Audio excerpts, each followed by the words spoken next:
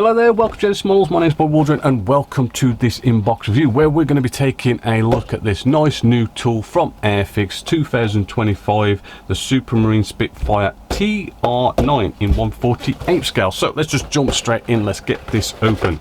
As I say, this was new tool this year, 2025.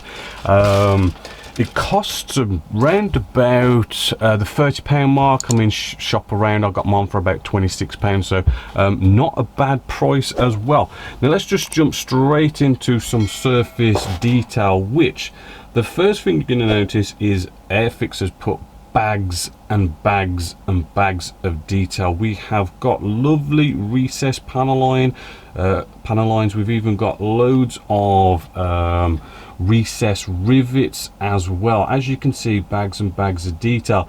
The first thing though I kind of noticed about it, as lovely as this surface detail is, I am a little bit concerned. You can kind of sort of see that the when manufacturers put that recessed surface detail inside the panel lines, and these recessed rivets are a little bit bigger than, say, for example, Edards, right? Edards seems to do them very light and very fine, and kind of the reason for that is if you have the recessed rivets a little bit too sort of big, all this bags and bags of detail, when you put a wash on it, can come maybe a bit too much to the surface, kind of bring it to the foreground, and sort of show off all that detail maybe a little bit too much.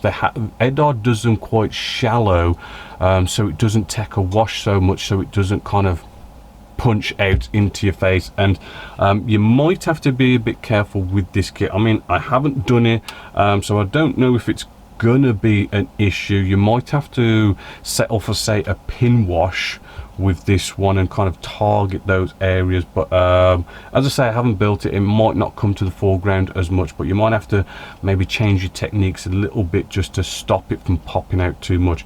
That's kind of the only criticism I've got. Other than that, I mean, it does look amazing.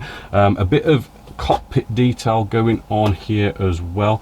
It's very fine actually. These raised rivets, I can just feel them, and they're very, very fine. Right, I don't know why they couldn't have done that on the surface detail like I've just explained, but those are super fine, and looking rather good. Moving along, we will get out the actual fuselage section. Right, nice big sprue just here, and again, that surface detail is looking amazing all over the kit. Even those 90-degree angles, the surface detail does not fade away, which is also a good one as well. Just flip it over, we do have some nice detail on the inside as well, and no nasty ejector pin marks that you're going to have to clear up, so good to see there. Also a bit more cockpit detail. Right, we're going to make a nice tub with this and lots of nice pieces, and as you can see, all sorts of rib work going on inside there, along with our instrument display panels. We've got lovely detail going on there, even some back parts of the instrument display panels, a little bit of wiring on that, and that could look absolutely amazing. Second instrument display panel, we have our seats going on in there, and all sorts of lovely detail. So detail is looking, you know, amazing. Moving along, we have some little parts just on here, just we do have what looks like to be wheel well detail, which could do with maybe a little bit of scratch building on there. Again, here as well, I mean, there is nothing going on with that wheel well detail, which is kind of a bit of a shame. Again, we've got things like tail sections and ailerons with the same level of detail going on there. Our second seat as well, and a few little bits and bobs. Almost last sprue here, we have the engine cowl just here. Let's get you focusing again. Lovely detail with all that, some nice big sort of bolts as well going on there, which is going to look pretty nice and amazing. So rather nice looking there as well. Lovely surface detail. Propellers going on there. We've got our wheels, some nice treads as well on some of them, as you can just see there. It's also nice that these ones have been made, you might sort of see how they've kind of shaped them so as they can fit into the configuration of having the landing gear up as well. So that's rather cool. Next sprue, now we do have a cool little jig, which we'll see in the instructions how that goes, which is rather cool. And then we have the pilot, which is a little bit of a strange one here. If we bring you right in, the pilot, yes, we can see face, you know, eyes, nose, mouth, quite nice detail going on with it as well. A little bit of flash going on around there, but we can sort that out. But strangely, the second one, the quality just seems to drop, right? It just doesn't seem to have as much sharpness as the first pilot.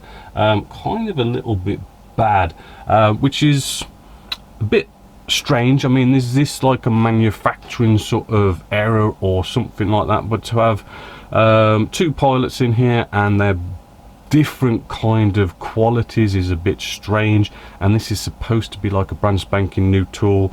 Not sure what's going on there. I mean, have they done what a lot of manufacturers do out there and just kind of go, we've got this pilot from 1980 something, we'll just kind of attach that to the sprue and there you go, or something like that. I don't know, have we got different eras of pilots going on here that they've manufactured decades ago? Who knows? Bit disappointing, but I think we can sort of get away with using that one. I mean, that one you might kind of maybe not want to put him in or something like that. But there you go. That is all the plastic. Oh, sorry, it's not all plastic. We have the canopies. Canopy, hopefully as you can see here, we've got all our different canopies that are going on here. A little bit hard to show you on camera, but I will put it up in the light, and they are looking really nice and crystal clear. I'm noticing like a little scuff that's maybe from packaging, but other than that, looking really good canopies. So on to our decals or decals. Now with this kit we're going to have two markings. We've got a nice Republic of Ireland and a nice REF one as well. We do get some nice decals for the extra instrument display, instrument dials and stuff. I do like it when they do that, so that's quite nice. And looking at them, they all do look sort of nicely in registry. Colors look good, nothing sort of out of shape. We can kind of read a lot of the small print, and normally Airfix does use cartograph decals, so they should work absolutely beautiful with micro solid set, and you shouldn't really have much of a problem with them. So instructions, we do get our usual about the aircraft itself and a couple of stats. Moving along, Airfix does kind of put some colour to this so as we can sort of see where things are going, and it does seem to make things clear. It even shows us where to cut off ejector pin marks as well. We even get some good colour call outs for things like our seats and whatnot, so good to see that. I'm going to spend quite a bit of time with the cockpit because you've basically got a double cockpit going on here. Shows you where the decals go as well. Shows you the colour callouts for the pilots also. It doesn't actually say, you know, do this if you want to have canopy closed or canopy open, but I'm assuming the jigs are there for you to cut off some pieces to have the canopy in the closed configuration.